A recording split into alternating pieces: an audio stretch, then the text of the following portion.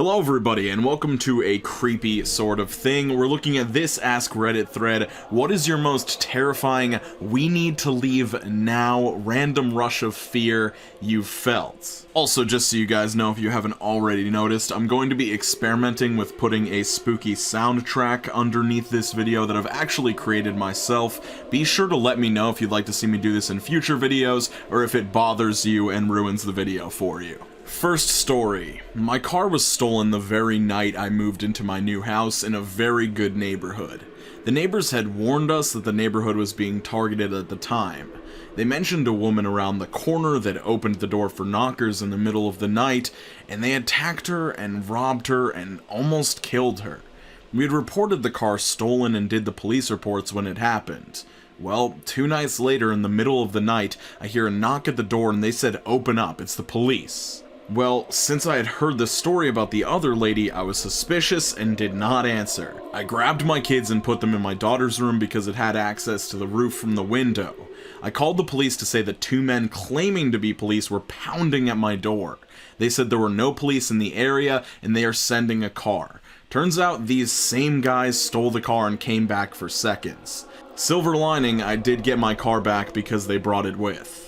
Bro, this story is just making me want to invest in a much heavier front door with a peephole. Like, you always have to know who is on the other side of your front door before you let them in. And just because they're wearing a uniform doesn't necessarily mean they don't mean to do you harm. Years ago, my boyfriend owned a truck tire repair company.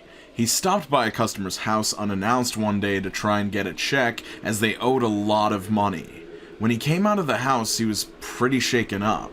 He explained that the man's numerous other brothers were there, unusual.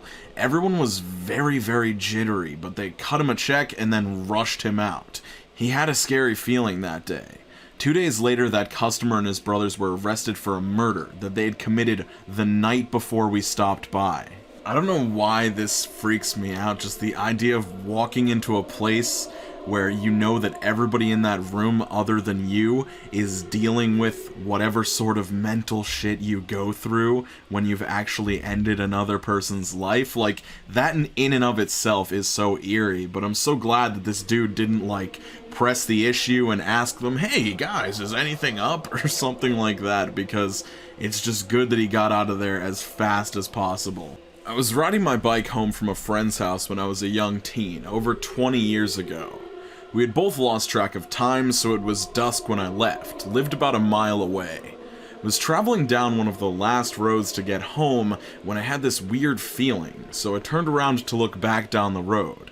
Saw headlights pass, stop, back up, and turn on the road I was on. It was a pretty long road without many houses and no streetlights or anything. As soon as they turned, I bolted into the woods and hid pretty far in.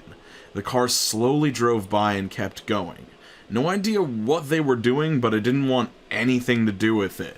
This is a story where the vagueness almost makes it even more creepy. Like, yeah, sure, those people could have been just normally turning around, but at the same time, I do not fault this person for being sort of paranoid and playing it safe rather than sorry and just getting out of there. Hurricane Florence a year ago. We planned to ride it out as we were on a hill and in an area where the winds wouldn't be bad.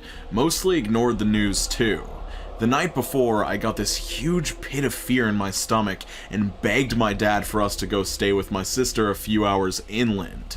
He fought with me about it, but I finally convinced him.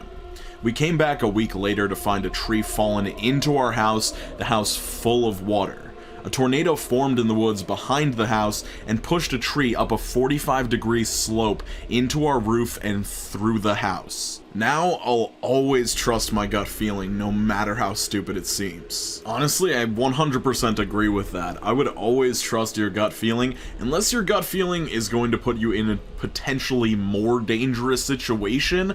I would just go ahead and play it safe rather than sorry. And when it comes to natural disasters like hurricanes, tornadoes, just bad storms in general, if there's an area where you can more adequately ride out the storm and you have the opportunity to get there, I would do it 100% of the time. This story comes from somebody with a very interesting username.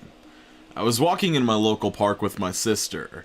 We entered the park at about 3 p.m. and were hanging out until around 9:30 when we saw 3 people all wearing somewhat similar outfits all the way on the other side of the park. I immediately noticed but didn't think much of it. We walked for about 2 more minutes and I noticed one of them stopped and was staring at us. I immediately had a bad feeling and told my sister we should leave. She noticed and obliged. Later that night, there was word of a stabbing in the park, and the suspects were all the people we saw in the group of 3. All of these stories are really making me not want to leave the house after dark anymore, but I guess if there's a lesson in this one, is just to always be vigilant no matter where you are. I was camping with a friend in a backwoods camping area. Not very many sites, and they were all super spaced out. We'd already been there one night, had the site fully set up, and we had been hiking all day, the works. We drove into town to get some food, and when we were driving back to our secluded campsite, we passed a man walking out of the only road to our site. We both locked eyes with him, and I got a super creeped out feeling. He stared at us like he knew us and hated us, but we had never seen him in our lives. When we got to our tent, we went inside, and everything we had in there was tossed. Our bags were dumped out, and our clothes were thrown everywhere. We quickly realized both of our hunting knives were gone, along with a bunch of our clothes.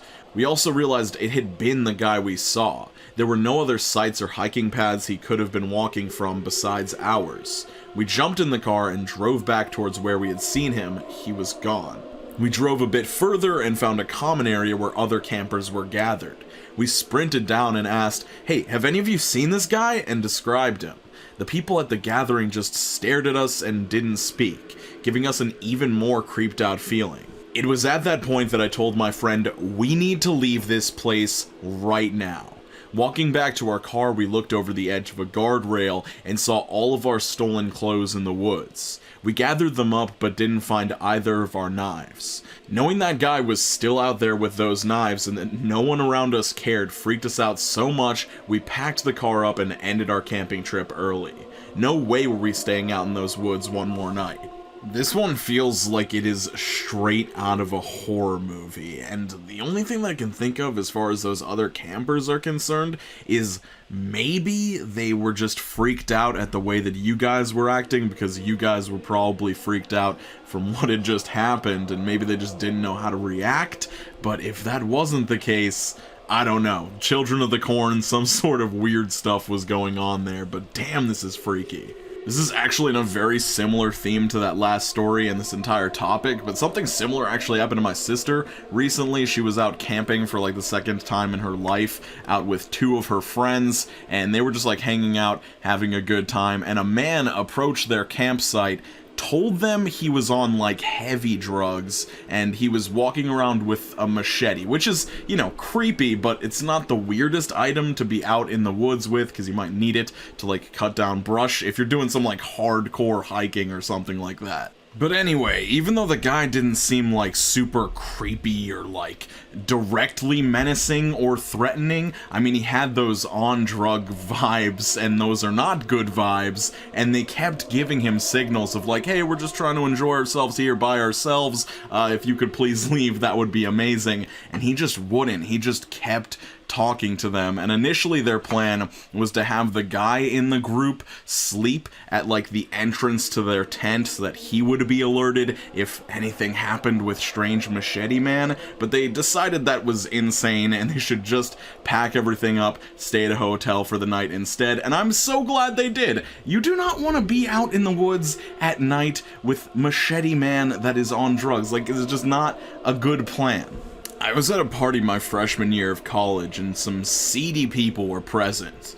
The night was getting very tense, but no fights or anything happened. As the night went on, it became very clear to me that something was going to happen. I told my friend it was time to leave. No more than 5 minutes after we left, someone was stabbed and the stabber was shot.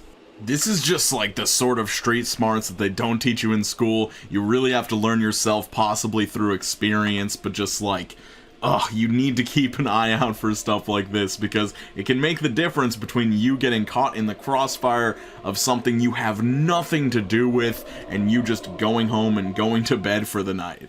Hey, if you're wondering where the music came from in this video, it's actually from this video I put out on January 30th of 2018. The hands resist him for 666 seconds. Don't watch entire video. Like, the clickbait is so real. I was trying to be so spoopy. And actually, I'm proud of the music that I created. I did all of these with just like my voice and some effects on my voice to like stretch it out and make it sound kind of spoopy. I totally understand if like the music in the background isn't your thing, so I'm gonna drop a poll. It's probably already showed up on your screen where you can let me know if you like the music in the background, if you don't like the music in the background. If you guys do, I might be like creating some more, you know, soundtracks and stuff, and even if you do not like it, I will probably still create some soundtracks and post them on my second channel. So let me know what you think. Skate on to the best of your abilities, guys. Make sure you are drinking more water, or a sufficient amount of water, I should say. Take care of yourselves, take care of the people around you, stay safe, and I'll see you very soon.